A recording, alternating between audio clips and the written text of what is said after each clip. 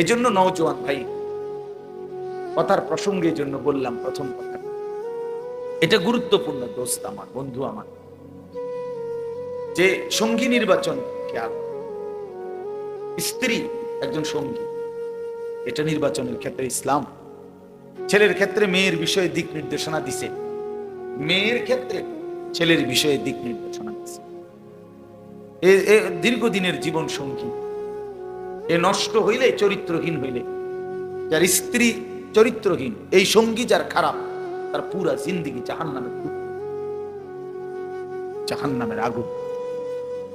যার বেডি 2 নম্বর, যার স্ত্রী পরকীয়া আসক্ত, যার স্ত্রী অন্য পুরুষেরা লোভে আক্রান্ত, এই হাইওয়ান মহিলা, এই ঘর পুরা জাহান্নামের টুকরাই। হ্যাঁ, গুরুত্ব। রাসূলুল্লাহ সাল্লাল্লাহু আলাইহি ওয়াসাল্লাম বলেন, তুনকাহুল মারআতু লিআরবাঈ, পৃথিবীতে মানুষ 4টি জিনিস দেখে বিয়ে করে। লিহাসাবিহা, 1 নাম্বার তার বংশ দেখে, 2 নাম্বার ওয়ালিমালিহা, কারো সম্পদ দেখে, ওয়ালিজামালিহা, কেউ বিয়ে করে সৌন্দর্য দেখে, ওয়ালিদীনিহা, কেউ বিয়ে করে দিন দেখে, তার ইবাদত, তার আমল, তার নামাজ, তার পর্দা পুশিদা দেখে। রাসূলুল্লাহ সাল্লাল্লাহু আলাইহি ওয়াসাল্লাম বলেন, ফাজফার বিজাতি দ্বীন তারিবাত ইয়াদা। এই কথাটা সাংঘাতিক। নবীজি বলছেন, আমার উম্মত, আমি রাসূল পরামর্শ দিলাম, তুমি দিনদারিকে প্রাধান্য দিও, নাইতো আল্লাহ যেন তাইরে, নাইতো আল্লাহ যেন তোমারে বেইজ্জতি করে। নবীজি তারিবাত ইয়াদা মানে হলো তোর হাত যেন ধুলি মলিন হয়, তোর চেহারা যেন ধুলি, যদি আমার কথা না শুনে। রাসূলুল্লাহ সাল্লাল্লাহু আলাইহি ওয়াসাল্লাম নবীর বদদুয়ার পরে আর কিছু থাকে? ফাজফার বিজাতিদ দ্বীন। আল্লাহ রাসূল সাল্লাল্লাহু আলাইহি ওয়াসাল্লাম বলেন, দিনদার সঙ্গী নির্বাচন করো। দিন,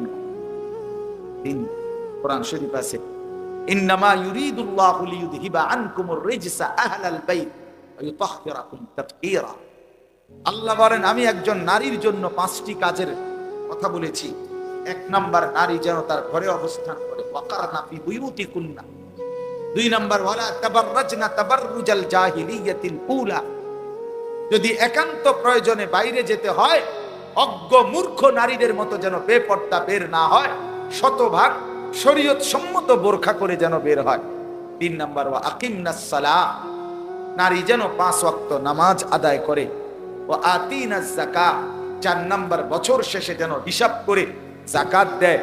5 নাম্বার, ওয়া আতিনাল্লাহ ওয়া রাসূলা, আল্লাহ এবং রাসূলের যেন আনুগত্য করে। আল্লাহ বলেন, বান্দা, আমি ওয়াদা দিলাম, নারী যদি এমন হয়, সেই নারীর দ্বারা আমি পুরা ঘর, পুরা ফ্যামিলি পবিত্র করে দেব।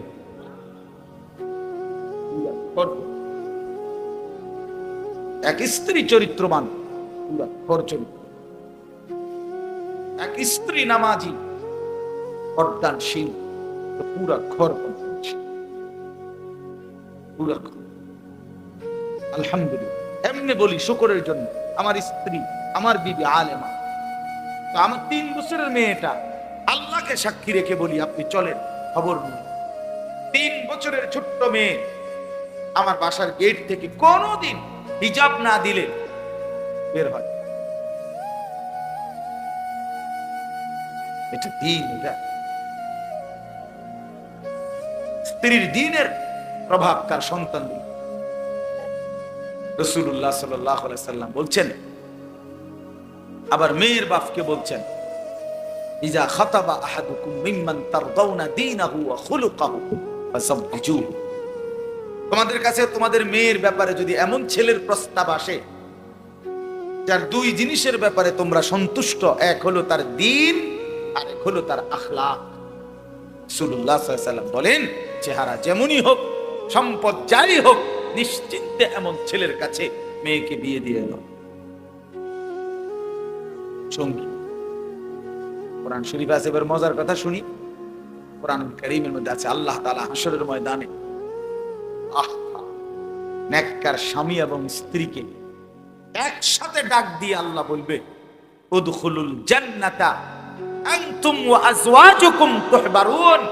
হে নেককার স্বামী, তুমি তোমার নেককার স্ত্রীকে নিয়ে গলাগলি করে হাত ধরাধরি করে হাসতে হাসতে জামাই বউ জান্নাতে ঢোকো।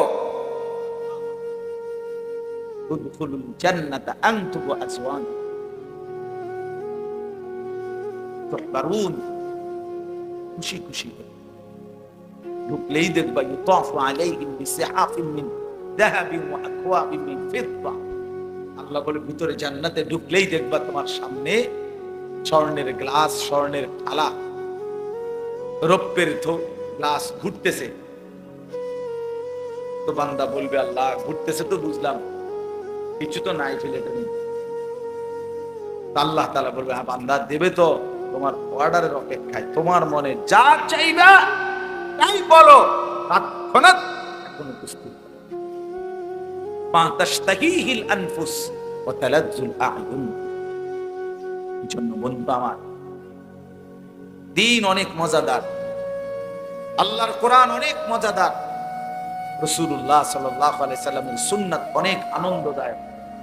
আজকে আমরা মজা পাই নাই, আমাদের ছেলেরা, আমাদের মায়েরা, আমাদের বোনেরা, আমাদের হাজারো পুরুষ, আপনারা ইসলামের মধ্যে কোনো মজা পান নাই, দিন মাইনা কোনো মজা পান নাই। কারণ হইল, বাস্তবতা হইল আপনার আল্লাহর দিন পড়েনও নাই, পড়ার প্রয়োজনও মনে করেন নাই, জানার গরজও বোধ করেন। যদি আল্লাহর কোরআন থেকে পড়তেন, রাসূলুল্লাহ সাল্লাল্লাহু আলাইহি সাল্লামের সুন্নাহ থেকে পড়তেন, আল্লাহর কসম আল্লাহর গোলামি আর সেজদার মধ্যে, আল্লাহকে মানার মধ্যেই জীবনের সবচেয়ে বেশি তৃপ্তি, শান্তি খুঁজে পাইতেন। বড় পীর আব্দুল কাদের জিলানী রাহমাতুল্লাহ আলাইহি, আমরা কিতাবে পড়ছি, ওনার সময়ের বাগদাদের বাদশাহ ওনাকে, ওনার যেই এলাকাটা, এই যে জিলান মানে গাইলান আরবিতে বলে, যেটারে আমরা জিলানি কই আর কি, গাইলান, এই যেই প্রদেশটা, যেই এলাকাটা ওনার ছিল, উনি যেখানে জন্ম নিছেন আর কি, ওই সময়কার বাদশাহ ওনাকে এই পুরা অঞ্চলটা হাদিয়া হিসাবে, উপঢৌকন হিসাবে দিয়ে দিছিল।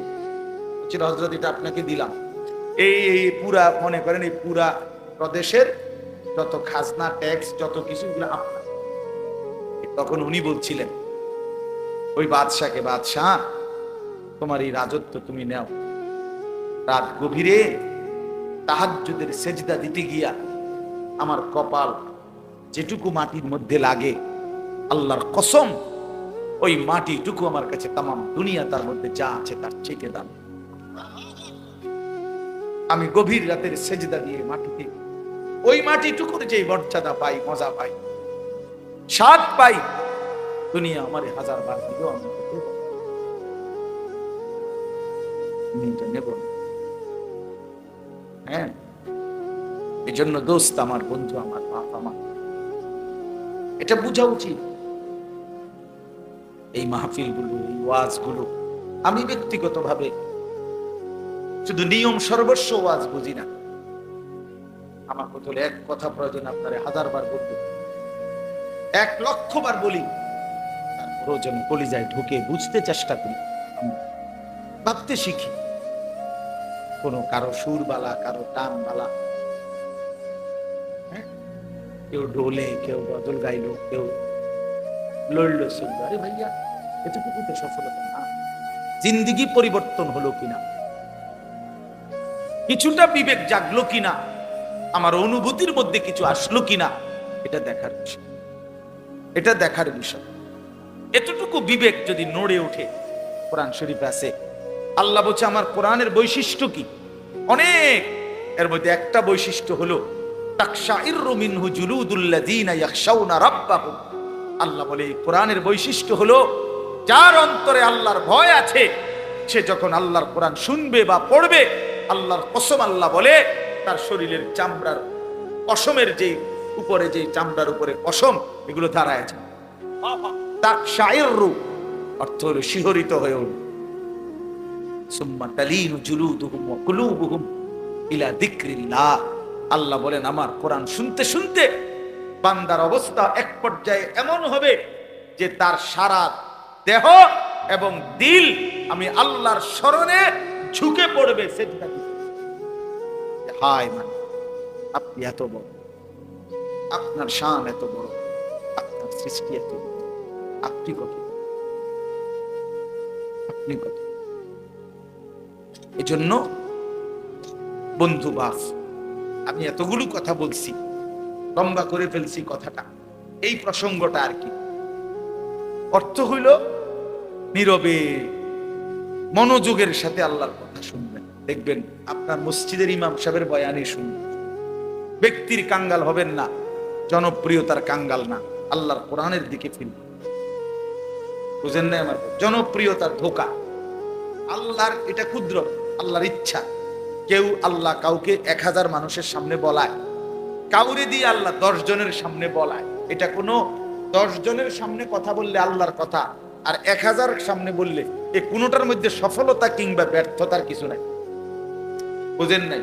যে হুজুর বয়ান করছে 10 জনের সামনে উনি ব্যর্থ, আর যে হুজুর বয়ান করছে 1000 লোকের সামনে উনি সফল। এই কথাটা বুঝছেন? সংখ্যার কম বেশের মধ্যে কি নাই? সফলতা কিংবা ব্যর্থতা নয়, আল্লাহ গ্রহণ করার মধ্যে সফলতা। আল্লাহ গ্রহণ করলে সব। 1 কোটি মানুষ মনে করেন আমারে একটা স্লোগান দিয়া, মাথা তালগি দিয়া, 4 রাস্তার মাথা দিয়ে হতাই দিয়ে আইছে, ইজ্জত করে দিয়ে হতাই দিলাম। আল্লাহ তাআলা বললেন, আনিস আমি নিলাম না, আমি তোমার গ্রহণ করলাম না। আল্লাহর কসম, আনিসের মর্যাদা তখন প্রত্যেক সমান মর্যাদাওয়ান নাই। যদি আল্লাহ গ্রহণ না, আল্লাহ গ্রহণ করলে গোটা পৃথিবী না চিনলেও কোনো অসুবিধা। হাজারো আউলিয়া আছে যাদেরকে মানুষ চিনে, এরকম আবার লক্ষ আউলিয়া এমনও আছে যাদেরকে কেউ চিনে। বুঝেন না? কোরআনুল কারীমের মধ্যে 25 জন নবীর নাম আছে। কোরআন শরীফে মোট নবীদের নাম আছে কয়জন?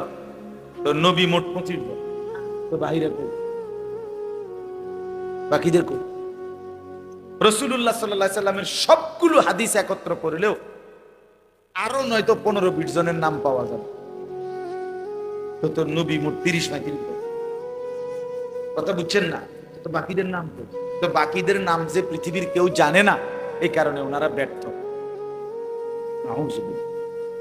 কথা বুঝছেন নি?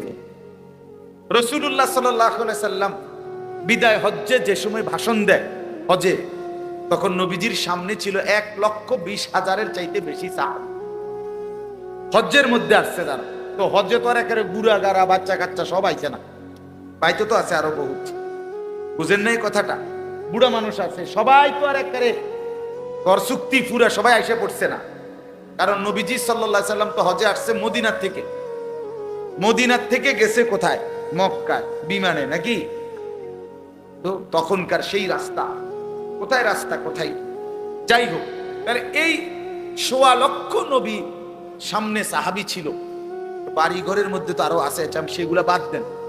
এই 1,20,000 বা 1,25,000 সাহাবী যারা রাসূলুল্লাহ সাল্লাল্লাহু আলাইহি ওয়াসাল্লামের সামনে বিদায় হজ্জে ছিল, তাদের এই 1 লাখ দূরে থাক 50,000ও না, পৃথিবীর কোন কিতাবে, একেবারে আসমানের নিচে জমিনের উপরে কোন কিতাবে 10-20,000 সাহাবীর নামও একসাথে নাই। সর্বোচ্চ একসাথে বদরের যুদ্ধের 313 জন সাহাবীর নাম আছে, বদরি সাহাবীদের নাম আছে একসাথে, এই 313 জন। আর আপনি তাইলে 1000 সাহাবীর নামও খুঁজা মিলাইতে কষ্ট হবে নামগুলো। বাকি যে এই 1,20,000-এর মধ্যে থেকে যদি 1000 থাকে বা 10,000-এর নামে থাকে, বাকি 1,10,000-এর নাম যে কেউ জানে না। ও ঘরের যারা বাচ্চা কাচ্চা, তারপরে বুড়া মানুষ, এদের নাম যে কেউ জানে না, তো ওনারা ব্যর্থ। এই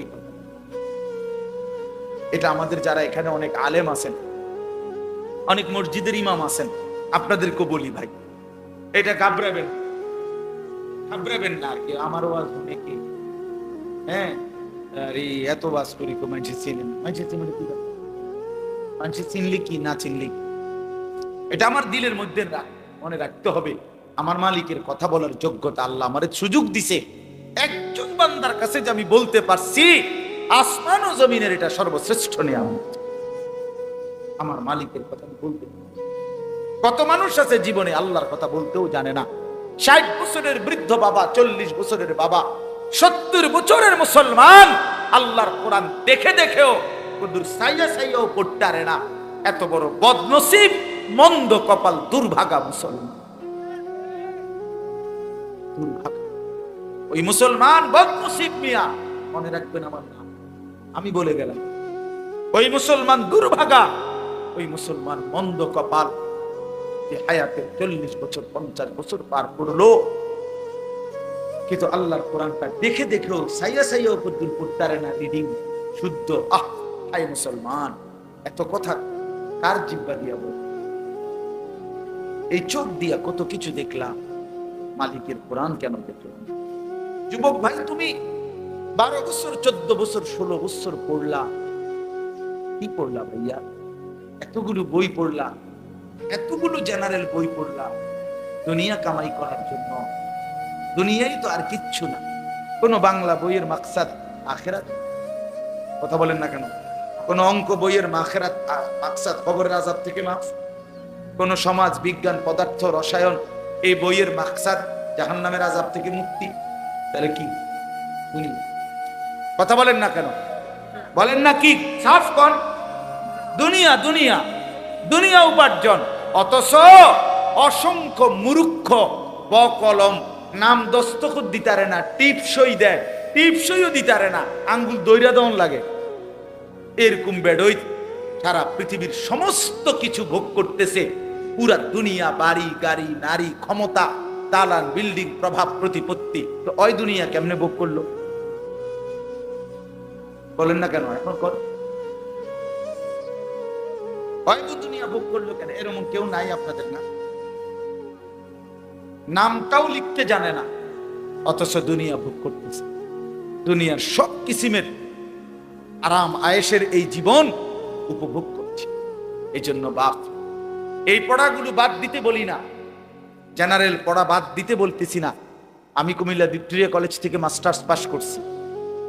সায়েন্স বিজ্ঞান বিভাগ থেকে আমি এসএসসি মানে দাখিলে 1998 ইংরেজি সালে সমগ্র বাংলাদেশে সর্বোচ্চ নাম্বার পেয়ে ফার্স্ট হয়েছে, 1 নাম্বার হয়েছে। আমার সার্টিফিকেট লাগলাম না, আইন দেখাম অঞ্চলে না। তার অর্থ হইল আমি বাদ দিতে বলতেছি না, কিন্তু 16 বছর পড়ার পরে বন্ধু আল্লাহর কোরআন এতগুলো বই না পড়লেও দুনিয়া মিলতো, ভাত মিলতো, বিয়া মিলতো, সংসার হইতো, ঘুম আসতো, যৌন চাহিদা পূরণ হইতো, বিল্ডিং এর স্বপ্ন পূরণ হইতো।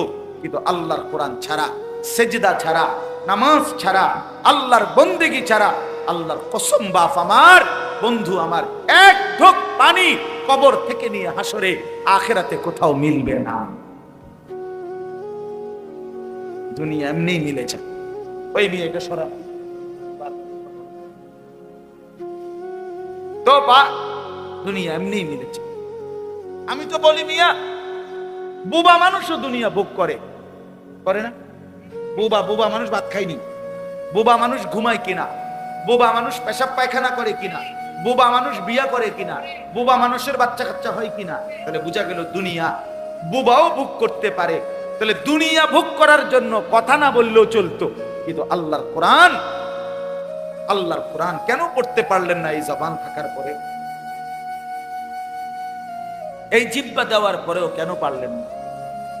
আমার বয়স্ক বাবারা বলেন, হায়াতের শেষ সময়টা নষ্ট করে দিলেন চায়ের দোকান, জিন্দিগির শেষ হায়াতটা শেষ করে দিলেন বিড়ি সিগারেট খাইতে খাইতে, জীবনের শেষ টাইমটা শেষ করে দিলেন চা দোকানে গল্প করতে, টেলিভিশন দেখতে দেখতে। আহা মুসলমান, 60 বছর বয়স্ক মুসলমান যদি আজও আখিরাত মনে না পড়ে, তার কখন মনে পড়ে? 70 বছর বয়সেও যদি কবরের কথা মনে না পড়ে বাবা আমার চাচা, তাহলে আর কখন? আলাম ইয়ানি লিল্লাযীনা আমানু আন তাখশা কুলুবুহুম লিযিকরিল্লাহ। এটা কোরআনের আয়াত। রব্বুল আলামিন বলে, ইমানদার মুমিন আমি আল্লাহর ভয়ে, আমার স্মরণের জন্য, আমার বন্দিগির জন্য তোমার দিলটা নরম হওয়ার সময় আজও কি হয়নি? আলাম ইয়ানি, এই কথার অর্থ এটা। আল্লাহ বলে, বান্দা 365 দিনে আমার একটা বছরে কোনোদিন ফজরের নামাজ পড়লা না বান্দা, তাহলে আর কোনোদিন কি ফজরের নামাজ পড়বা না বান্দা? আর কি কোনোদিন পড়বা না? তুমি কি তাইলে এই সিদ্ধান্তই নিয়ে নিছো? 30 বছর ধরে বান্দা আমার প্রতিদিন সুদ খাচ্ছ, মিথ্যা বলছো, 30 বছর প্রতিদিন ওজনে কম দাও, 30 বছর ধরে নিয়মিত কাস্টমারকে ঠকাও, এভাবেই রোজগার করতেছো, হারাম রোজগার। আল্লাহ যেন ডাক দিয়ে বলে, বান্দা তাহলে এই নাফরমানের রোজগারি আর কোনোদিন কি তাহলে ছাড়বা না? আর কি সময় হবে না? বলো বান্দা বলো। গত 20টা বছর ধরে তোমার ঘরে প্রতিদিন রঙিন টেলিভিশন চলে, নর্তকী নাচে, নাটক, সিনেমা, তোমার বউ বাচ্চা প্রতিদিন দেখে। আল্লাহ যেন ডাক দিয়ে বলে, বান্দা তাহলে এই গুনাহ আর কোনোদিন কি বন্ধ হবে না? তোমার ঘরে কি আর কোনোদিন এই নাফরমানি বন্ধ হবে না? ছেলেটা 16 বছর, 14 বছর, 18 বছর, একটা দিনও 5 ওয়াক্ত নামাজ, কোন নামাজই পড়ে না। এ কেমন সন্তান বানাইলা? এ কোন মায়ের ঘরের বাচ্চা? এ কোন মুসলমানের সন্তান? বলে বলেন বাপ, ছেলেরা বলো। 365 দিনে একটা বছরে কোনো দিন ফজরের নামাজ পড়ো নাই? মানুষের বাচ্চা, মানুষের বাচ্চা। কে বলছে বেটা নাফরমান? মুসলমানের বাচ্চা। একটা বছর কোনদিন, একটা বছর কোনদিন ফজরের নামাজ পড়ে নাই। এর চাইতে বড় জানোয়ার, এর চাইতে বড় হাইওয়ান, চতুষ্পদ জন্তু আসমানের নিচে জমিনের উপর কে হইতে? মালিককে এতদিন ভুলে যায় মানুষ? আল্লাহকে এতদিন ভুলে যায়? বিশ্বাস করেন, আমার এটা কোনোভাবে কোনো যুক্তিতে বুঝে ধরে না। আমি বহু চিন্তা করছি যে হায় হায়, মুসলমানের বাচ্চা এত বড় নাফরমান কেমনে হইল? তার মাকে, তার বাপকে কোন মার দুধ খাইলো? মুসলমান পরিচয় দেয় কেমনে? এই জানোয়ার কেমনে মুসলমান পরিচয় দেয়? 6 মাসে 9 মাসে কোনদিন 5 ওয়াক্ত নামাজ পড়ে না। আল্লাহ তাআলা কোরআনুল কারীমের মধ্যে বলছে, ইবলিস তুই আমার একটা সেজদা দিলি না। এই বাপ, মিথ্যা বললে আপনারা প্রতিবাদ করেন, আমি রাজি। ইবলিস একটা সেজদা দেয় নাই। আল্লাহ তাআলা সেদিন থেকে বলছে, আজকের থেকে তুই শয়তান। কি ইবলিস কি আগের থেকে শয়তান ছিল? ওরে তো আগে শয়তান বলতো না বেটা, ওরে তো আগে বলতো মুআল্লিমুল মালাইকা। সে তো ফেরেশতাদের কি ছিল? শিক্ষক, মুআল্লিম, ফেরেশতাদের শিক্ষক ছিল। যেদিন একটা সেজদা দেয় নাই, সেদিন আল্লাহ তাকে বলছে, আজকের থেকে তুই শয়তান। এজন্য বেনামাজি মনে রাখিস, তুই শয়তান।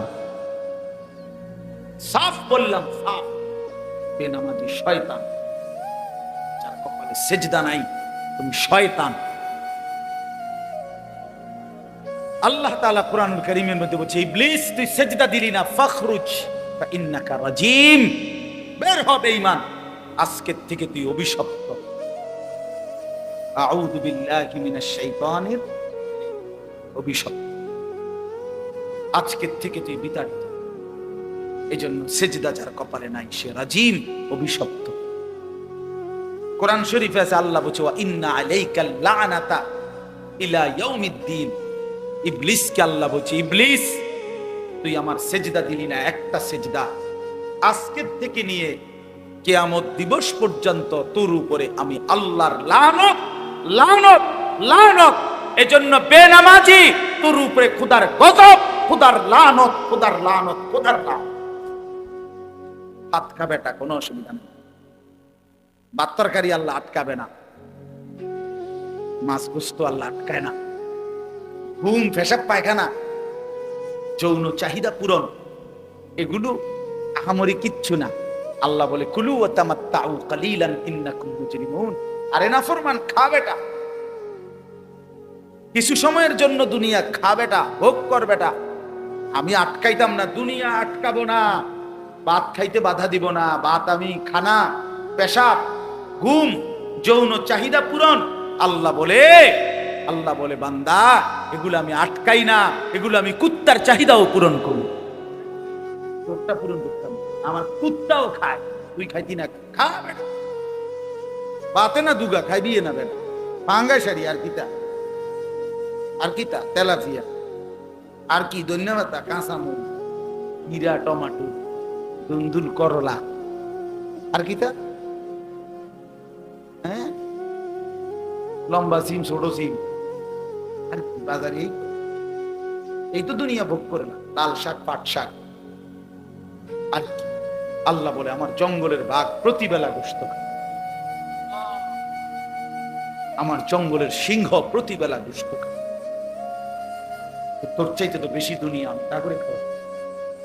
একটি হাতি, ভাইয়া আমি সত্য করে বলতেছি, গবেষকদের কথা হলো, যারা প্রাণীবিদ্যা গবেষণা করে তাদের বক্তব্য হলো, একটি হাতি একদিনে 250 কেজি খাবার খায়, 90 লিটার পানি পান,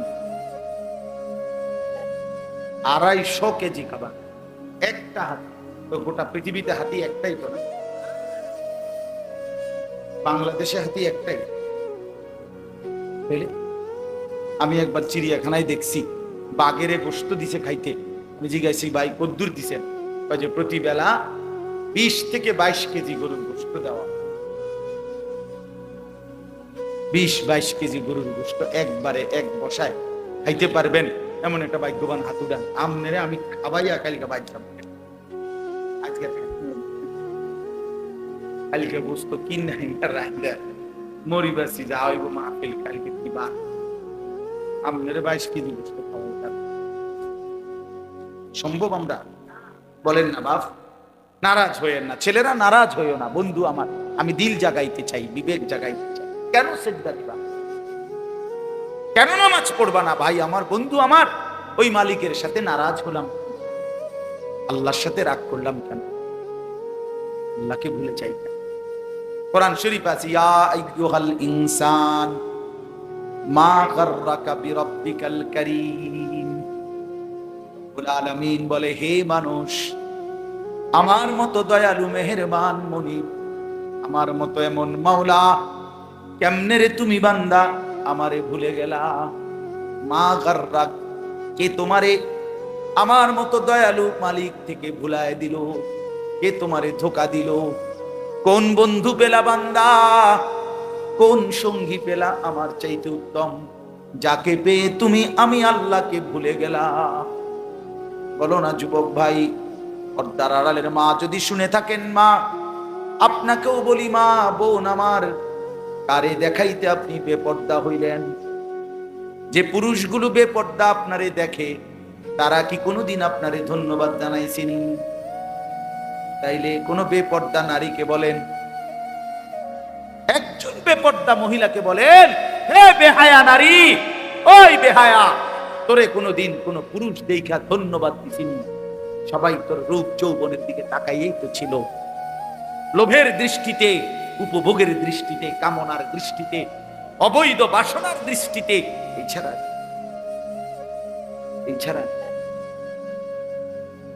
অর্জন কি? সিনেমার নর্তকীর অর্জন কি বলে? এই জন্য আমি অনুরোধ করছি, আমরা আল্লাহর দিকে ফাফিরু ইলাল্লাহ। আল্লাহ বলে, দৌড় দিয়া বান্দা আমার কাছে আসো। তুবু ইলাল্লাহি জামিআন আইয়ুহাল মুমিনুন। আল্লাহ বলে, হে ঈমানদারগণ, তওবা করে আমি আল্লাহর দিকে ফিরে আসো, লাআল্লাকুম তুফলিহুন, তাহলে সকলেই জান্নাতি হবে, সবাই সফল। আল্লাহ আমাদেরকে বুঝ দান করেন। চলেন আমি 3টা আয়াতের তরজমা বলি, তাইলে আমার কথা শেষ হয়ে যাবে ইনশাআল্লাহ। আমি আপনাদের সামনে কোরআনুল কারীমের যেই সূরাটা পড়ছি, এই সূরাটার 3টা আয়াত। সূরাটার নাম হলো সূরা মুলক। 29 নম্বর পারা, 67 নম্বর সূরা। কোরআন শরীফের অত্যন্ত ফজিলতপূর্ণ একটা সূরা।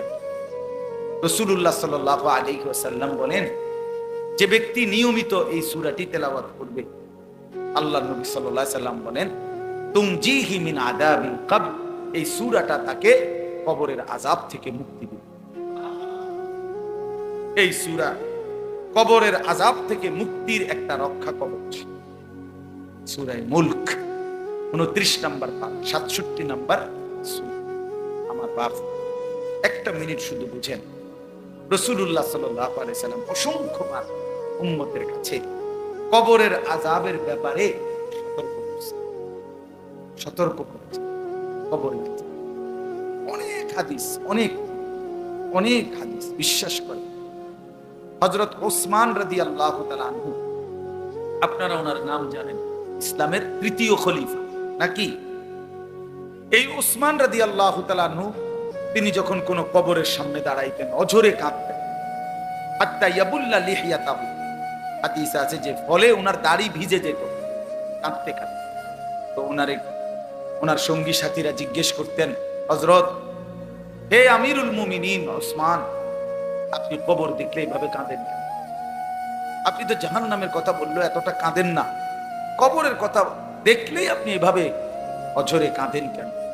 হযরত ওসমান রাদিয়াল্লাহু তাআলা আনহু বলেন, শোনো, ইন্নাল কবরা আউয়ালু মানাজিলিল আখিরাহ, কবর হচ্ছে আখিরাতের প্রথম ঘাঁটি। ফা ইন নাজা মিনহু ফামা বা'দাহু আইসারু মিনহু, যদি কেউ কবরের এই ঘাঁটিতে বেঁচে যায়, তো পরবর্তী সব ঘাঁটি পার হওয়া তার জন্য সহজ। ওয়া ইন লাম ইয়ানজু মিনহু ফামা বা'দাহু আশাদ্দু মিনহু, নবীজি বলেন, আরে ওসমান বলেন, যদি এই ঘাঁটিতে কেউ মুক্তি না পায়, আটকে যায়, তাহলে পরবর্তী সকল ঘাঁটি তার জন্য তার চাইতে বেশি কঠোর। এরপরে শুনেন, এরপরে উসমান রাদিয়াল্লাহু তাআলা আনহু বলতেন যে আমি আল্লাহর নবী সাল্লাল্লাহু আলাইহি সাল্লাম থেকে সরাসরি একটা হাদিস শুনছি, নবীজির হাদিস। আচ্ছা, নবীজি সাল্লাল্লাহু আলাইহি সাল্লামের ব্যাপারে আপনাদের ধারণা কি? তিনি কোনো কথা নাউযুবিল্লাহ জীবনে কোনোদিন এক বিন্দু বানাইয়া বলছেন, বাড়াইয়া বলছেন, অতিরঞ্জিত বলছেন? যা আল্লাহ বলেছেন হুবহু তাই বলেছেন। তো নবীজি সাল্লাল্লাহু আলাইহি সাল্লাম তিনি বলছেন, মা রাআইতু মানজারান কাত্তু ইল্লা ওয়াল কবরু আফজাউ মিনহু। রাসূলুল্লাহ সাল্লাল্লাহু আলাইহি ওয়াসাল্লাম, এই যে কয়েকটা ছেলে, মুসলমানের বাচ্চাই তো নিশ্চয়ই, কিন্তু কথা বলে দেখেন ভাই, এমন এক গাফেল জাতি আমরা, মায়ের সন্তান জানেও না কোথায় আসছে। বহুত আপনারা জানেন না, আমরা সবাই আসলে খাট পালং না সোফা ফার্নিচার নিয়ে ব্যস্ত। হুজুর দেখলে দোয়া চায়, হুজুর বিল্ডিং এর ছাদ ঢালাই দিন, দোয়া করে। এই গরকার নতুন কাম ধরছি, দোয়া করে। আচ্ছা, মাটি খুব দিন, দোয়া করে। আজকে নতুন করে ঢালাই, আজকে দোয়া। হুজুর মোটরসাইকেল কিনছি, দোয়া করে। এই দোকানের বিটটা লইছি, হুজুর দোয়া করে। আমার কাছে একবার একজনই করছে, 1,10,000 টাকা খরচ করে হই, তার বাসায় গেছি, টেলিভিশন চ্যাপটা একটা দেখাইয়া উনি বলতেছে, এটা 1,10,000 টাকার মতো খরচ গেছে, দোয়া করি। পরে আমিও দোয়া করছি। আমি বললাম, ভাই দোয়া করি আপনার ঘরে যেন 24 ঘন্টার মধ্যে 1 সেকেন্ডও কারেন্ট না যায়, আমনের বউ বাচ্চা যেন 24 ঘন্টা টেলিভিশনের সামনে বইয়া থাকে, আমনের ঘরে যেন 24 ঘন্টা নাচ গান, বেটা বেটির নাচ যেন চলে, দোয়া করি। পরে হে কবজু বেশি রাগ হয়েছে, মানে তো বুঝছে, দোয়ার ডকেই তো বুঝছে যে অবস্থা কি, ডক বালানা, দোয়ার তো লাইন বালানা। তা এই যে আমার উদ্দেশ্য এই কথাটা বলা, যে এই যে শুধু কেবল খাট দেখাইলো, পালং দেখাইলো, ওই রোমে নিয়ে নিয়ে হাইটা হাইটা দেখায়, এই দরজা, এই জানালা, এই ফার্নিচার। আরে ভাইয়া মুসলমান, আমরা যদি এই খাট পালং আর ফার্নিচার দেখাই, অথচ আমার ছেলেটা নামাজ পড়ে না, মেয়েটা পর্দা করে না, স্ত্রী পর্দা করে না, আমার ঘরের সন্তান নাদি কেউ আল্লাহর কোরআন পড়তে পারে না। হায় মুসলমান, দেখানোর দরকার ছিল এইটা নিজের স্ত্রী, সন্তান, পরিবারের মানুষগুলোর ইবাদত, আমল, চরিত্র, আখলাক, নৈতিকতা, এইটা দেখানো দরকার ছিল। খাট দেখাইয়া, পালং দেখাইয়া কোনো লাভ নেই, কোনো লাভ। আপনি মরে গেলে 20 বছর পরে কবরের থেকে উঠতে এসে আপনি নিজের ঘরে দেখেন আপনার হাতের বানানো ফার্নিচার কিচ্ছু নাই, কিচ্ছু নাই। যদি জিজ্ঞাসা করেন পুত নাতি আমার বানানো খাট পালং দিকই, বলবে দাদা ইডি ওনার চলে না, এগুলো এখন আর কি চলে না দাদা। আমার দাদা মারা যাওয়ার 12 বছর পরে, গোনা 12 বছরের মাথায় আমি আমার জ্যাঠারে বলছিলাম, জ্যাঠা আমার দাদার রেখে যাওয়া বাড়ির স্মৃতি হিসাবে আপনার কাছে কিছু আসেনি, আমার একটা কিছু দেখান, একটা লবণের বাটি, কাচের প্লেট, কিছু একটা মাটির বাসন। আমার দাদা আমার জ্যাঠা কাইদা দিছিল। আমার সেই জ্যাঠাও এখন কবরে চলে গেছে। সেই জ্যাঠা আমার কাইদাই দিছে, কয় না আমার তোমারে দেখাইবার মতো আমার কাছে 12 বছরের ব্যবধানে সমস্ত এই তো দুনিয়া, যে দুনিয়া আপনি সাজাইলেন না। একদিন আপনি নিজেই কবর থেকে আইসা যদি দেখতে পারতেন, তা আইসা দেখতেন কিছুই কিছুই, শুধু শুধু শুধু শুধু হায়াত শেষ করলেন। স্ত্রী সন্তানের নামাজের খোঁজ নিলেন না, আখিরাতের খবর নিলেন না, শুধু দাড়ি দাড়ি বাড়ি দাড়ি।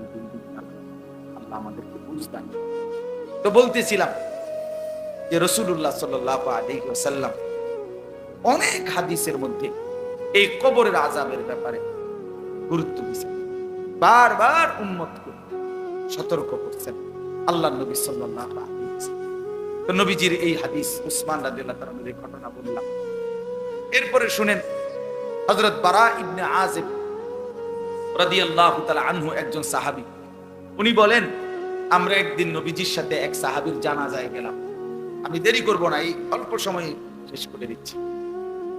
জানাজায় গেলাম, তো এই সাহাবী বলতেছেন আমরা নবীজির সাথে জানাজায় গিয়ে, ওই সাহাবীর জানাজা এখনো পড়ে নাই নবী, আগে গিয়া নবীজি কবরের সামনে একটু দাঁড়াইছে, খালি কবরটার সামনে। তো হযরত বারা ইবনে আযিব বলে আল্লাহর নবী সাল্লাল্লাহু আলাইহি সাল্লাম কবরটার সামনে দাঁড়াইয়া অঝরে কতক্ষণ কাঁদছে কবর।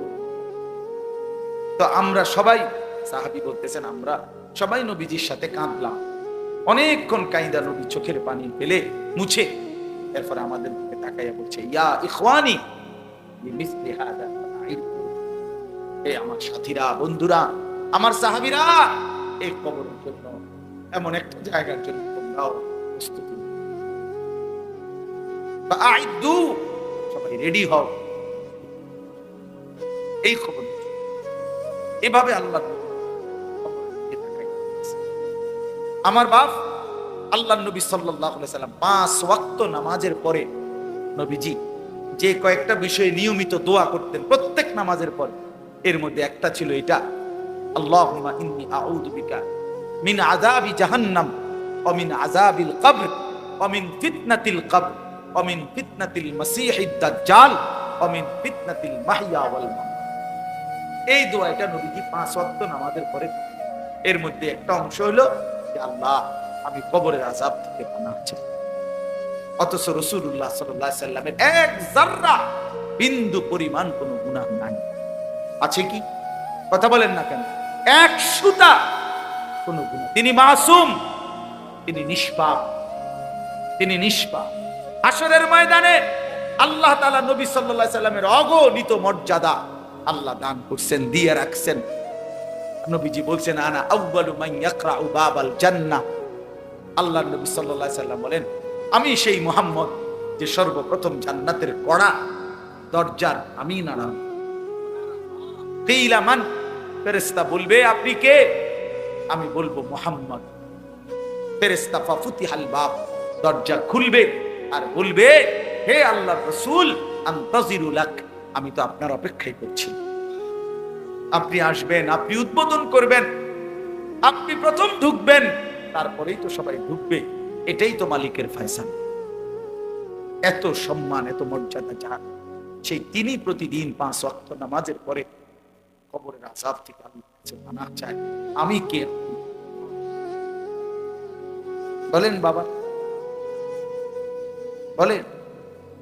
এই জন্য দয়া করে, আরো অনেক উদাহরণ বলা যাবে, কোরআনে আছে, হাদিসে আছে। আমি শুধু সংক্ষেপে আপনাদের কাছে এটা বলি। একটা কথা জরুরি ভাই আমার, এই যারা আমরা নামাজ পড়ি না, হালাল উপার্জন করি না, বিশ্বাস করেন, আমি হই আর আপনি হন, কবরে কষ্ট পাই। আখিরাত তো আছেই, হাসরের ময়দান তো আছেই কষ্ট, জাহান্নামের আযাব তো আছেই, কবরেও সাংঘাতিক আযাব। আল্লাহর নবী সাল্লাল্লাহু আলাইহি সাল্লামের হাদিস একেবারে স্পষ্ট, আমার কাছে এই গাড়ির মধ্যেও কিতাবটা আছে। আল্লাহর নবী সাল্লাল্লাহু আলাইহি সাল্লাম বলেন, কোন নাফরমান ব্যক্তি যখন কবরে 3টা প্রশ্নের জবাব দিতে পারবে না, আল্লাহর পক্ষ থেকে তখন বলা হবে, আফরিশুহু মিনান নার ওয়ালবাসুহু মিনান নার ওয়াফতাহু লাহু বাবান ইলান নার। আল্লাহর পক্ষ থেকে বলা হবে, নাফরমানের কবরে জাহান্নামের বিছানা বিছিয়ে দাও, জাহান্নামের পোশাক পরিয়ে দাও, জাহান্নাম বরাবর দরজা খুলে দাও। ফেরেশতারা এই 3টা কাজ করে সরে আসবে। এই ফেরেশতারা, আল্লাহ রাসূল সাল্লাল্লাহু আলাইহি সাল্লাম বলেন, নতুন আরেকজন ফেরেশতা আসবে এই নাফরমানের কবরে। আয়েশা, ইউদরাবু বিমিতরাকাতিন মিন হাদিদ। তখন এই ফেরেশতা এসে এই নাফরমানকে লোহার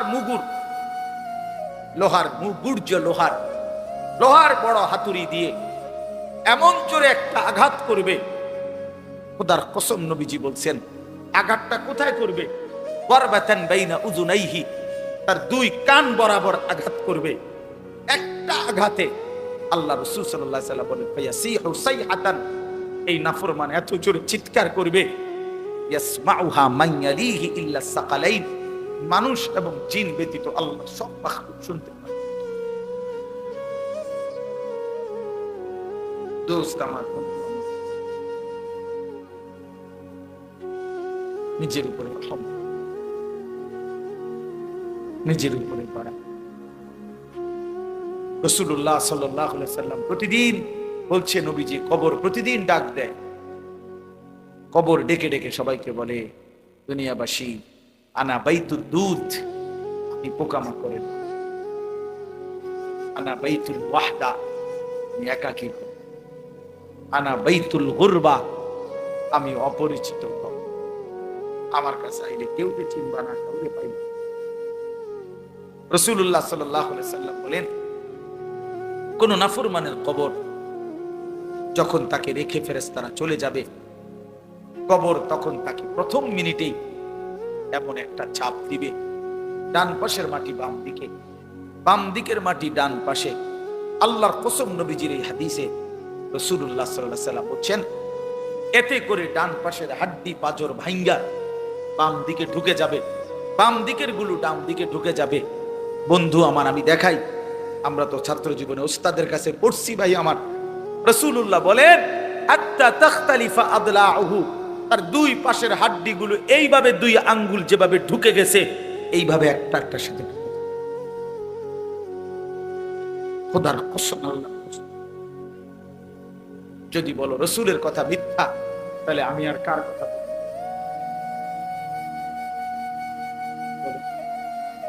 যদি বলি আল্লাহর কথা মিথ্যা, তাহলে আর কার? কোরআন শরীফে আছে, আল্লাহ বলছে, ফাবি আইয়ি হাদিসিন বাদাহু ইউমিনুন। আমার বান্দা, আমার এই কোরআনের কথার চাইতে আর কোন কথা বললে, এর চাইতে দামি আর কি বললে বান্দা তুমি আমার কথা বিশ্বাস করো? খোদার কসম, আয়াত এই 29 পারাতে আয়াত এটা আছে, ফাবি আইয়ি হাদিস, আইয়ি হাদিস বাদাহু ইউমিনুন। এই কোরআনের পরে আর কোনটা বললে, আর কোন কিতাব নাজিল করলে বান্দা আমার কথা বলো না? ভাইয়া আমার, বাপ আমার, বলেন কেন নামাজ পড়েন? কেন নামাজ পড়েন? অনেক মানুষ আপনারা এখানে বসছেন, নওজোয়ান তোমরা, অনেক ছেলে, চেহারা দেখলেই বোঝা যায় বন্ধু, সারাদিন একটা সেজদা দাও। আরে বেনামাজি, তোর চেহারা দেখলেই চেনা যায়।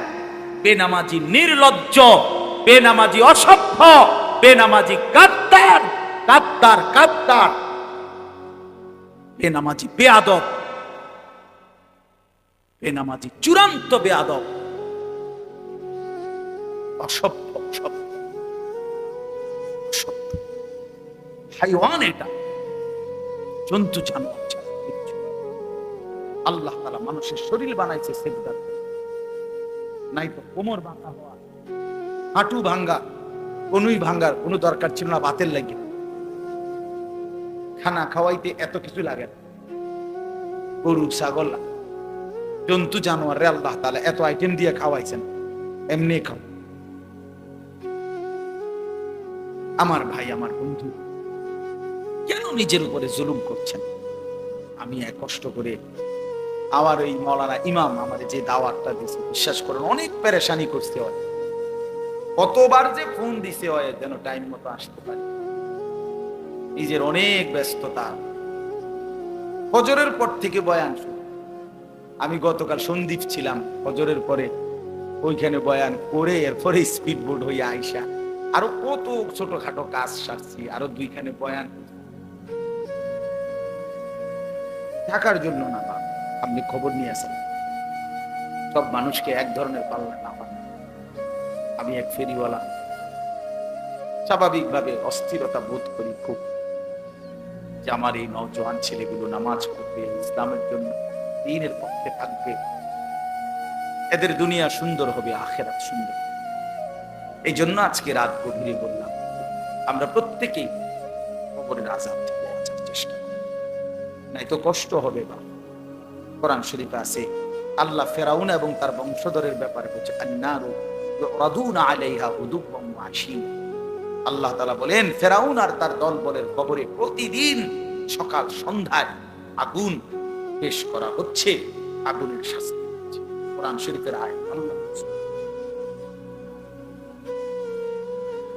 আল্লাহ বলছে, আন্নারু ইউরাদুনা আলাইহা, জাহান্নামের আগুন পেশ করা। শুধু কবরের কথা বললেই সারা রাত বলা, এরপরে তো জাহান্নাম সামনে আছে। এটা তো বিচারের আগে, বিচারের ময়দান তো হাসরের মাঠ। জেলখানার মধ্যে তো আসামি ধরে নিয়ে জায়গা, এরপরে না মামলার শুনানি চলে। রায় হয়তো কোনো কোনো মামলার 2 বছর পরে, কিন্তু সে তো হাজতে ভিক্ষা গেছে, সে তো কারাগারের কষ্ট ভোগ করতেছে। বুঝেন নাই কথাটা আমার? তো মামলার হিয়ারিং তো চলে পরে, আস্তে আস্তে 15 দিন পরে, 20 দিন পরে, 40 দিন পরে মামলার আবার কি পরে ডেট পরে, এমনি এমনি শুনানি চলে। কিন্তু এতে তো জেলখানা, শাস্তি তো চলতেছে, কারাগারের কষ্ট তো চলতেছে। আল্লাহ তাআলা বলে, বান্দা, বিচারের ময়দান তো সামনে, হাসরের মাঠ, কিন্তু আযাব তো শুরু হয়ে গেছে কবর থেকেই, কবর থেকে।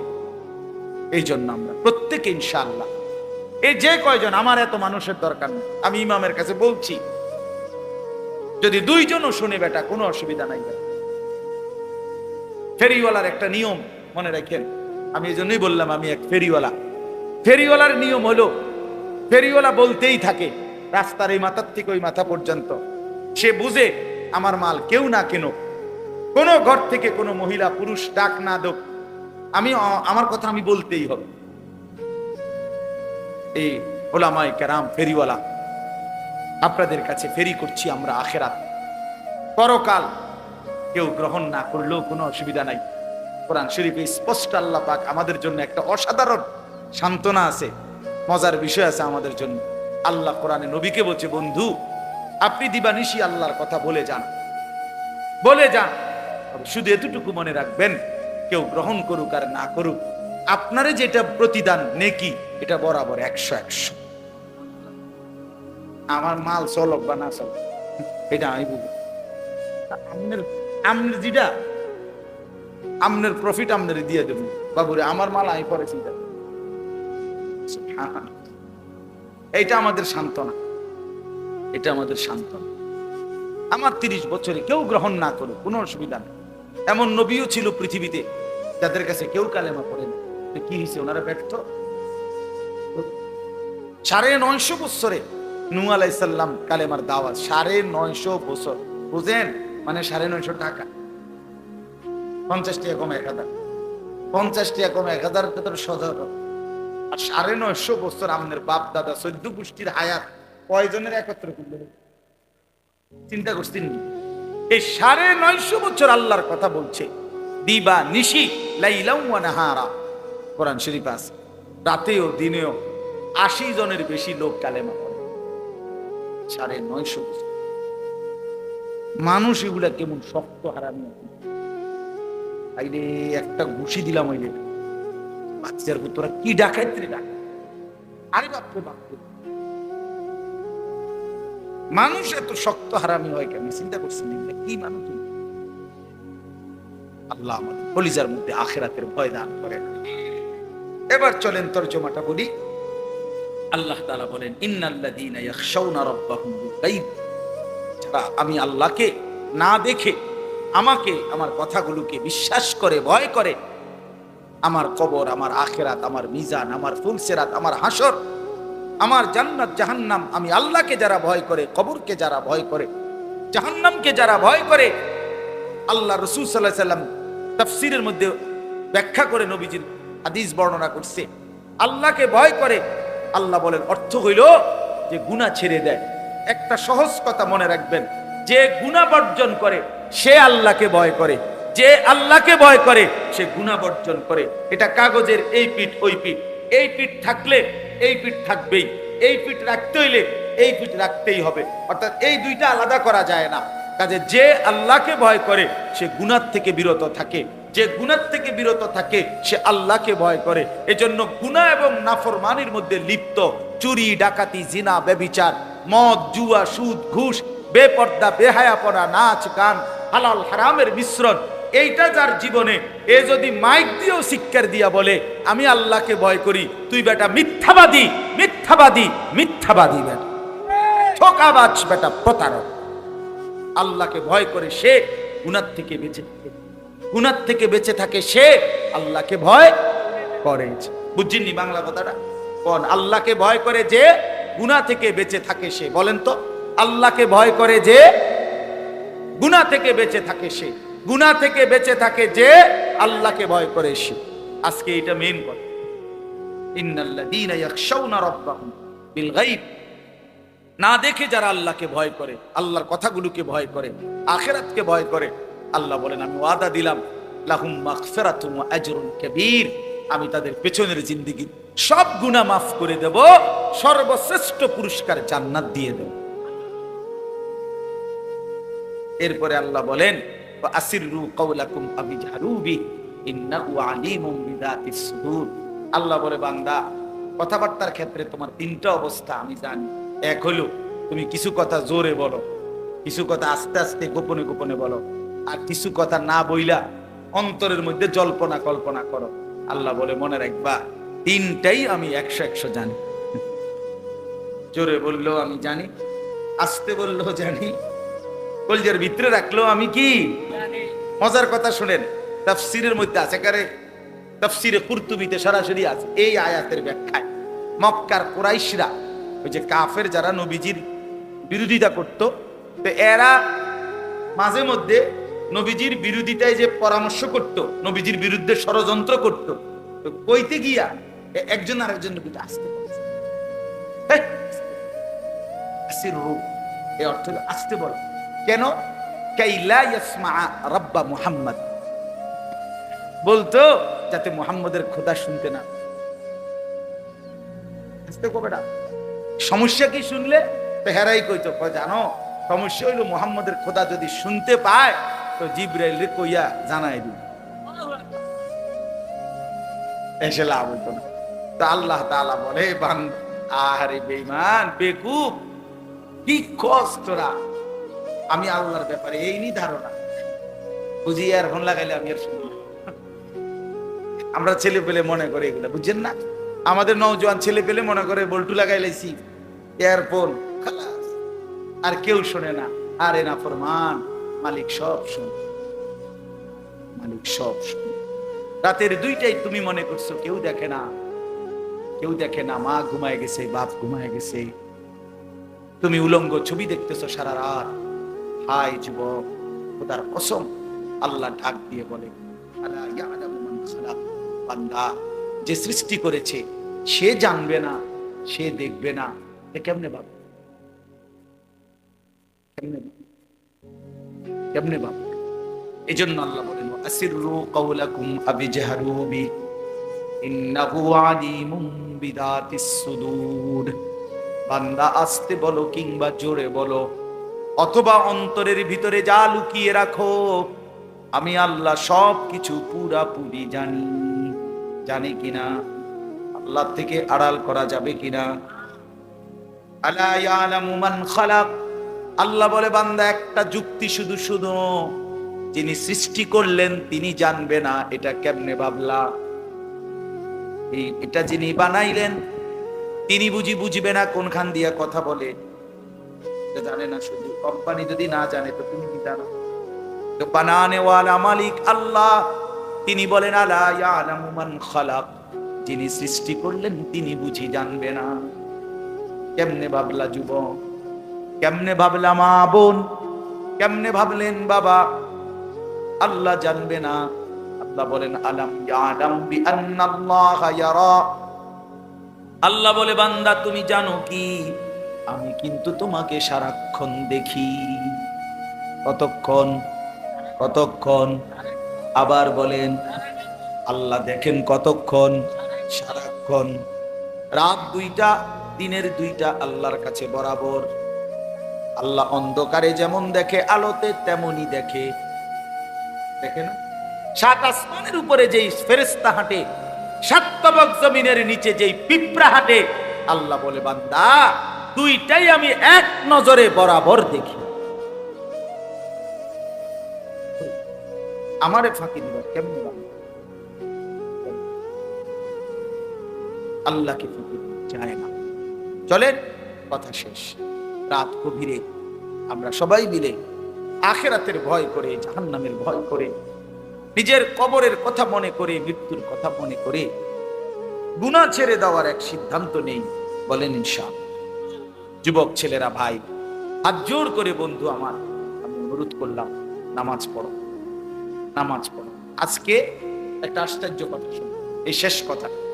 সন্দ্বীপ অর্থাৎ আমি যেখান থেকে আসছি আজকে, ওখানে আমি প্রতি বছরই যাই। ওটা একটা দ্বীপ এলাকা, বাংলাদেশের একবারে শেষ ওইদিকে চট্টগ্রামের। স্পিড বোট দিয়া বঙ্গোপসাগর পার হইয়া যাইতে হয়, এমনি কোনো গাড়ি নেই। ওইখানে গত বছর আমরা দেখে আসছিলাম, হালকা এবছর হয়েছে ফজরবাদ। ওই পুরো উপজেলার শত শত ছেলে, কিশোর, তরুণ, যুবক, ওরা এদের একটা সংগঠন বানাইছে। সংগঠনটার নাম হলো ফজর ক্যাম্পেইন। অর্থ হলো ফজরের নামাজের জন্য গণসংযোগ। অর্থাৎ এরা 4টা ছেলে, 4-5টা ছেলে একদিন গত বছর তারা সাগরের পারে ফজরের নামাজের পরে ডেইলি তারা 4-5 ছেলে, নামাজি ছেলে, হাঁটতে যায়। একদিন তাদের একটা ছেলে, কালকে আমি আজকে দেখছি তা করে সকালে, তাই বলতেছে এই যে আমরা যে ডেইলি ফজর পড়ে হাঁটি, আমরা এমনি না হাইটা, আমরা তো আমাদের কয়েকজন বন্ধুদের ঘরের সামনে হাইটা গিয়া তা করে তো নামাজের জন্য উঠাইতে পারি ফজরের নাম। চলো আমরা একটা ক্যাম্পেইন করি। ইংরেজি শিক্ষিত ছেলে, মাদ্রাসা না, এরা কলেজের ছেলে। তারপরে বলছে যে তাইলে আমরা এইটা সিদ্ধান্ত নেই, লও আমরা ফজর ক্যাম্পেইন করবো, মানে ফজরের জন্য গণসংযোগ করবো সকালবেলা। তাহলে এইটা সিদ্ধান্ত, এটা আমগো নাম এবং এই ফয়সালাটা এটা আমরা লিখি। তো লিখতে গেছি, এখন তার কাছে কাগজ নেই, 4 জনের। তো একজনের কাছে একটা কলম ছিল, কাছে তো একটা কলম পাইলাম। ওই বলছে আমার সামনে মাইকে, সব মানুষের সামনে। এরপরে বলতেছে হুজুর আমরা তো সাগরের পারে একটু হাঁটলাম, হাইটে একটা সিগারেটের প্যাকেট ফেলে দেওয়া, প্যাকেট আর সিগারেটের প্যাকেট, তো এইটার উল্টা পিঠে না সাদা আছে না, মানে উল্টাইলে এই উল্টা পিঠে এই কাগজে এটা লইছি যে এটাতে লিখি, এইটার মধ্যে লেখা শুরু করছি। আজকে পুরা সন্দ্বীপ উপজেলার মধ্যে শত শত কিশোর, তরুণ যুবক ফজরের নামাজ জামাতে পড়ে। আজকে ফজরবাদ তাদের আলাদা বয়ান নিতে, মানে তাদের মাহফিল তারা করছে ফজরবাদ। আমি ফজরের পরের শ্রোতা দেখা পাগল হয়ে গেছি, মানে অবাক। শত শত ছেলে সাইকেল, মোটর সাইকেল, সিএনজি দিয়ে আসছে ফজরের নামাজের পর। মনে যেন জীব করতে গাই। এই জন্য ভাই আমার, যুবক উদ্যোগ নিলে অনেক কিছু করতে পারে। এই সমাজ যদি যুবকরা ভালো করতে চায় সেটাও পারবে, আবার মদের আড্ডায় যদি ভাষায় দিতে চায় এটাও পারে, এটাও পারে। নওজোয়ানের মধ্যে শক্তি আছে, সে চাইলে ভালোটাও করতে পারে, সে চাইলে মন্দটাও। এই জন্য সবগুলো যুবককে উৎসাহিত করলাম, তোমরা বাবারা আল্লাহর ওয়াস্তে নিজের ভালোর জন্য, ইসলামের জন্য, আখিরাতের জন্য, নিজের পরকালের জন্য চরিত্রবান হও। 5 ওয়াক্ত নামাজ পড়ো, বিশেষ করে ফজরের নামাজ। ইনশাআল্লাহ ফজরের নামাজ নিয়মিত পড়বে যারা, হাদিসের ভাষ্য মতে বোঝা যায় আল্লাহ তাআলা হকের বিজয় তাদের হাতেই তুলে দিবেন। আল্লাহ তাআলা আমাদের সবাইকে 5 ওয়াক্ত নামাজ পড়ার তৌফিক দান করেন। হারাম থেকে বাঁচেন। হারাম রোজগার কইরেন না মাঝ বয়সীরা, সুদের টাকা, কিস্তির টাকা, ঘুষের টাকা, ওজনে কম দেওয়া টাকা, এই কামাই ছেড়ে দেন, কামাই ছেড়ে দেন। মন্দ আখলাক ছেড়ে দেন, বিড়ি সিগারেটের বদ অভ্যাস যাদের আছে বাদ দেন। আমার একটা শুধু কথা মনে রাখেন, রাগ হইয়েন না, শুধু ইনসাফের সাথে ভাইবেন, দুর্গন্ধ কোন সুস্থ স্বাভাবিক মানুষের প্রিয় হইতে পারে না। যদি সে সুস্থ মানুষ হয়, বিড়ি সিগারেট দুর্গন্ধ, ঠিক কিনা বলেন না কেন? পেশাবের গন্ধ, পায়খানার গন্ধ কোন স্বাভাবিক মানুষ যে সুস্থ তার কাছে প্রিয় হইতে পারে না। অতএব বিড়ি সিগারেটের দুর্গন্ধ এটা কোন সুস্থ স্বাভাবিক মানুষের কাছে প্রিয়, পছন্দনীয়, তার ব্যবহারের জিনিস এটা হইতে পারে না। 2 নাম্বার কথা হইল, 60 বছর পর্যন্ত যদি এই বিড়ির, এটা তো আগুন, আগুনটাই নাকে দিয়া মুখে দিয়া বাইর করলেন, তো ফেরেশতা কবরে নিয়া গেলেই আমনের বলবে, চাচা আপনার ব্যাপারে আমার আইডিয়া আছে, আপনি সব সময় নাকে মুখে আগুনই বাইর করতেন, আগুনই ছিল আপনার প্রিয় বস্তু, আজ আপনার কবরে আগুনই ধরাই দিলাম। আগুনেই থাকেন, যেহেতু আগুনই তো আপনার কি ছিল, তো আজ কবরে কি ধরাই দিলাম, আগুন লাগাই থাকেন আগুন। এর জন্য কষ্ট পাইবেন, কষ্ট ফেলে দিয়েন না আমার কথা। অনেক মানুষ আছে চালাক, হ্যাঁ কয় ভালো, কথাটি ভালোই কইছে, মানলে তো ভালোই হইতো, আমরা লেগেই তো কইছে, বুঝি তো পারি না। এই সমস্ত বাটফারি কথা, এসব সিটারি কথা বলবেন না। আমি হ্যাঁ মানলে কোথায় এমনি কুমা কথা কথা নেই, না না, এই সমস্ত কোথাইয়েন না, পারবেন আপনি ইনশাআল্লাহ। বলেন ইনশাআল্লাহ, বলেন ইনশাআল্লাহ। আপনার ভিতরে শরম আসুক আমি চাই। 60 বছরের বুড়া মানুষে কেমনি বিড়ি খাই? লজ্জা শরম থাকলে তো খাওয়ার কথা। এত বড় লম্বা হায়াত, এরপরও যদি এই বদভ্যাস না ছুটে, আর ছুটবে কোন দিন নিয়ে? আপনি জিদ করে যা বেড়া, এর দূরে একটা হুজুর বেড়া এরকম কথা কইছে, ছেড়ে দিলাম। আপনি যদি এটা সে তোড়ে, তো আমি আপনার লোকে মোয়ানাকা করব। আমি তো চাই আপনি জিদ উঠুক, আপনি সেট উঠুক, সেটটা আপনি ছাইড়া দেন, তাইলেই তো লাভ। আল্লাহ আমাদের সবাইকে কবুল করেন, ভালো করেন। আল্লাহ তাআলা আমাদেরকে উত্তম দিন করেন।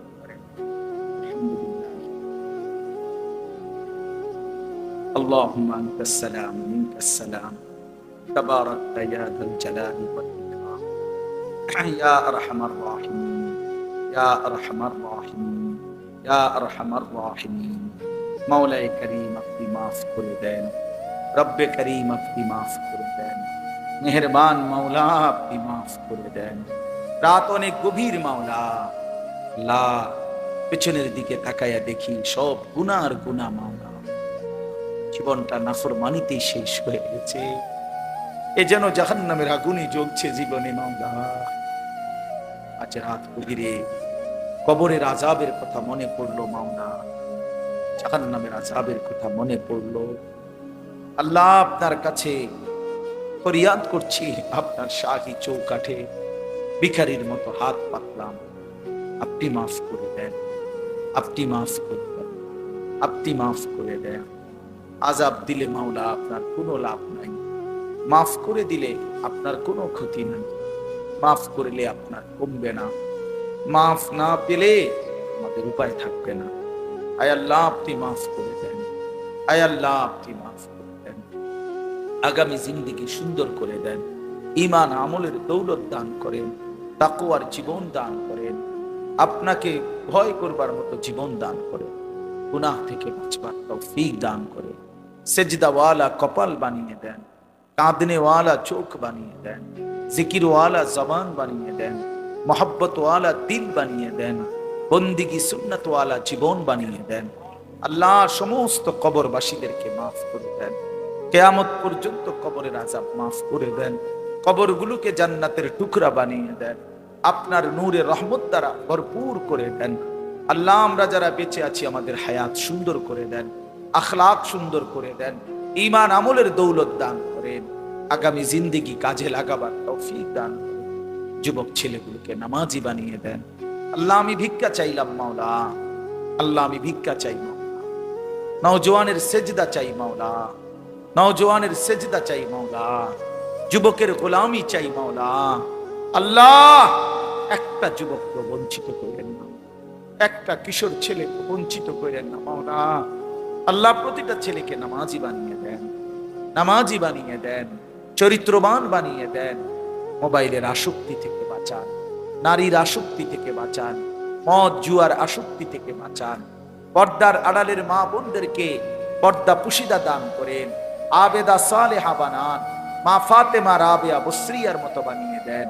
আমার বাবা চাচা মুরব্বী বয়স্ক ওনাদেরকে বাকিটা হায়াত আরো বেশি নেক আমলের তৌফিক দান করেন, গুনাহের আড্ডা থেকে আল্লাহ বাঁচায় দেন।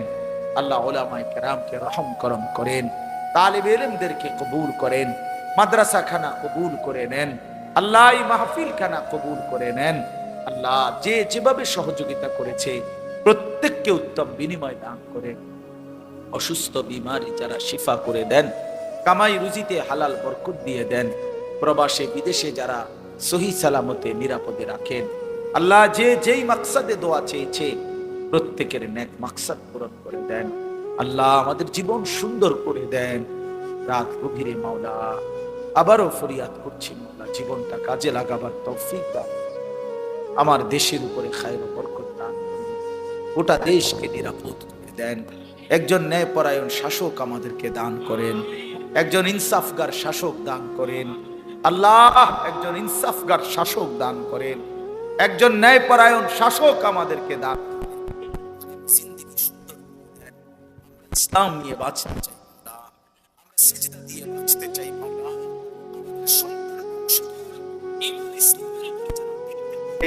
এমন জমিন, এমন মাটি, এমন দেশ আমাদেরকে দান করেন মাওলা। গোটা পৃথিবীর মজলুম মুসলমানকে রেহাই দিয়ে দেন। গাজা, ফিলিস্তিন, লেবাননের মুসলমানকে বাঁচান মাওলা, ফিলিস্তিনের মুসলমানকে বিজয় দেন। ফিলিস্তিনি মায়ের আহাজারি মাওলা, ফিলিস্তিনি বাবার শাহাদাতের রক্ত যেন বিফলে না যায়। আল্লাহ আপনি কালেমার বিজয় দেন, হকের বিজয় দেন, মুমিনের বিজয় দেন। ইসরায়েলের ইহুদি বেঈমানদেরকে ধ্বংস করে দেন, ইসরায়েলের ইহুদি বেঈমানদেরকে ধ্বংস করে দেন। আল্লাহ আপনি আমাদের সবাইকে কবুল আর মনসুর করে নেন। রব্বির হামহুমা কামা রব্বায়ানি সগীরা, রব্বানা হাব লানা মিন আজওয়াজিনা ওয়া যুররিয়াতিনা কুররাতা আ'য়ুন ওয়াজআলনা লিল মুত্তাকিনা ইমামা। সুবহানা রাব্বিকা রব্বিল ইজ্জাতি আম্মা ইয়াসিফুন।